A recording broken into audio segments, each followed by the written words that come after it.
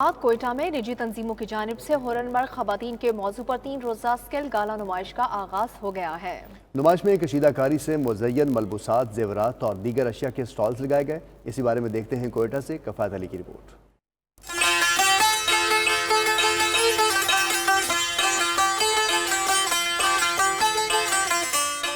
بات ہو نت نئے ثقافتی ملبوسات اور زیورات کی تو بھلا خواتین کیسے پیچھے رہ سکتی ہیں۔ کوئٹہ میں نجی تنظیم کی جانب سے صوبے کی باصلاحیت اور ہنرمند خواتین کی پذیرائی کے لیے ایگزیبیشن کا آغاز ہوا تو خواتین کی بڑی تعداد امڑ آئی۔ کہیں پشتون ثقافتی ملبوسات کے رنگ نمایاں ہوئے تو کہیں قدیم ہزارگی ثقافتی اشیاء کے سٹال سجے۔ جب ایک کام آپ کا چھپا ہوا ہے گھر کی حد تک کہ آپ کے پاس شاپ نہیں ہے تو وہ کام آپ کا چھپا ہوا ہے، جب اس طرح کے سٹالز لگتے ہیں وہ پروموٹ ہوتا ہے لوگوں کو نیا چیز دکھانے کے لیے۔